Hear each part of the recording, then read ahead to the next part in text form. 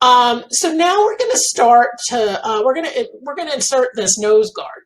So you can see here's this metal guard that I bought for you guys, and I've taken my needle and thread, and I've put my thread in my needle. I've doubled it, and this is always good. In your kit you should have had a little tea light. You can run your pull that thread through that tea light, and it'll leave a little wax on it, and that'll help you that it doesn't stick. So what you want to do, instead of knotting the end, what I like to do is I like to take 3 very small stitches all in the same spot, and that really is as good or better than a knot. Then at the end, you actually can take your little clips and just clip these little threads off. So it's a much cleaner way to go.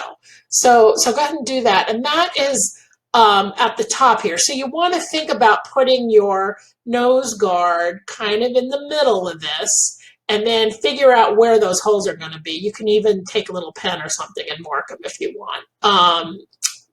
So that's kind of where I determined how that went. So now we're going to tack down the nose guard. You can see I've just basically kind of like sewing a button. I've sewed around about 3 or 4 times on each one and tack that down, and then just clip the threads close. So that's there.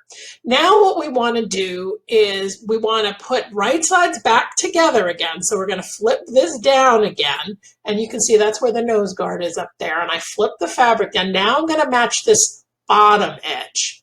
Okay, so match all your fabrics, you know, and then sew a 1/2 inch seam allowance again. You can see I put 2 pins, 1/2 inch seam allowance. So go ahead and sew that.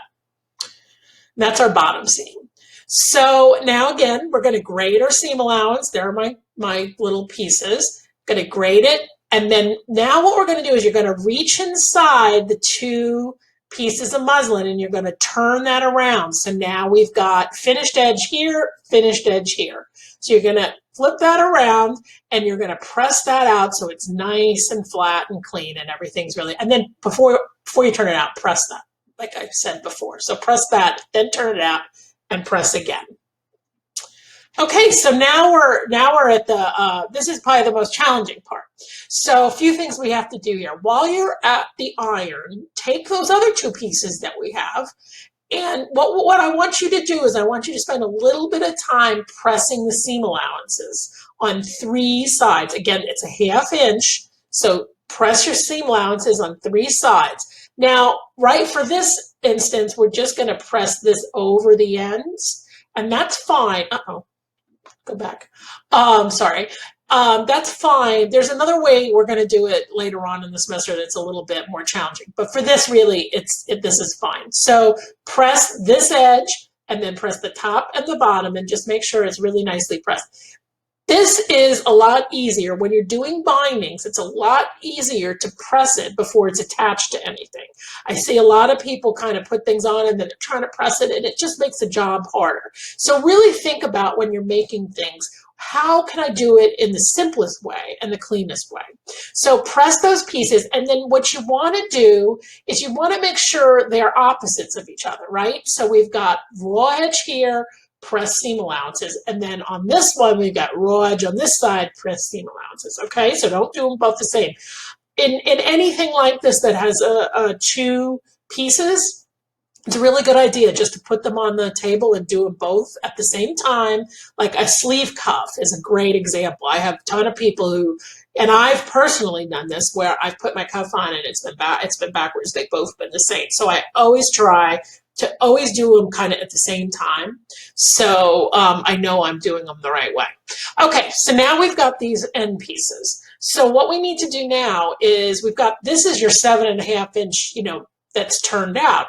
So we want to put pleats in this mask. And our goal here is that the ends are going to match the binding pieces with the seam allowance turned up. So you need to pull up this excess. So you kind of want to try to do it evenly into thirds. You can see here, I've got the front of the mask facing me right now because the other side has little stitches where the nose guard are.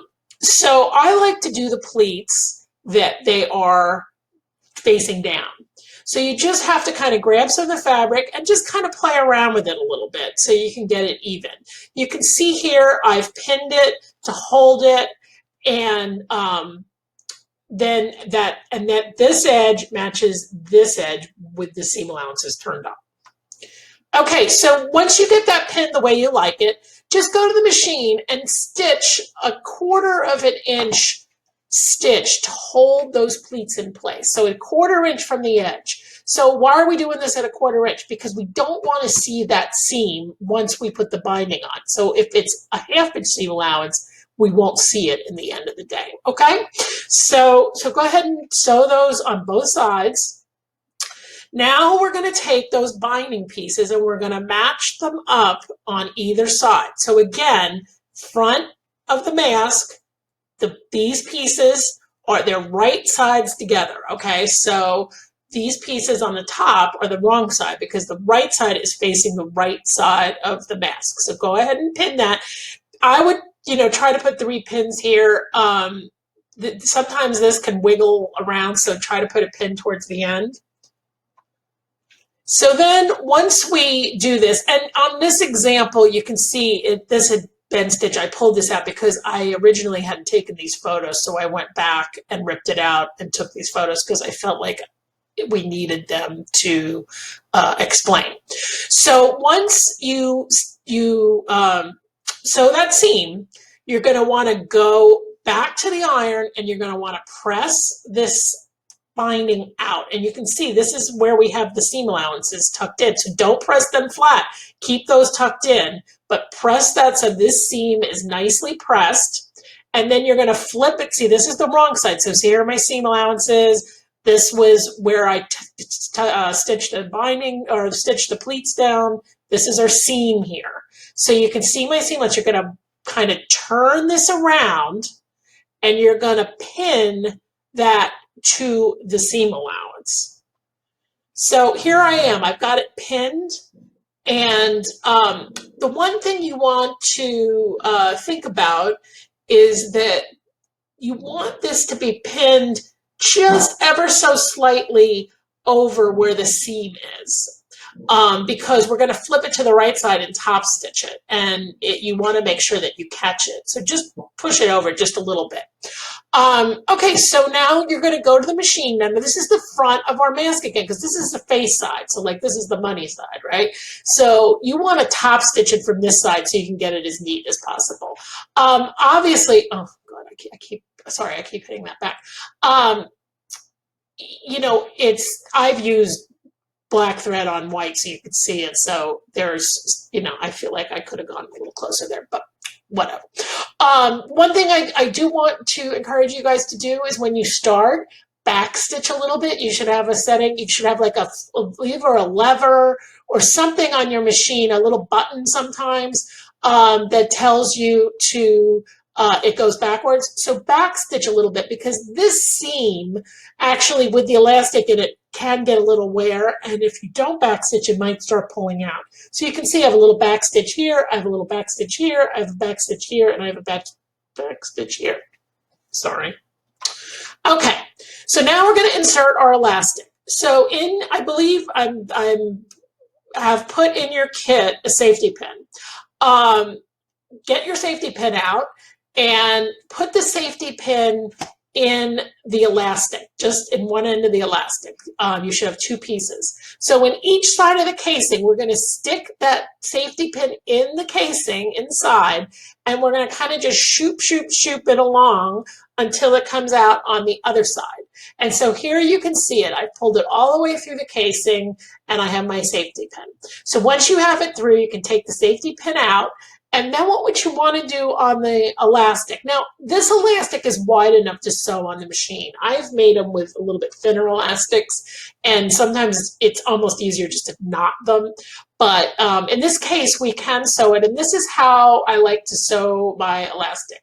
So you can see here, I've overlapped the edges flat. So they're not sewn together necessarily like a seam, they're more overlapped, and then I'm sewing right in the middle of it.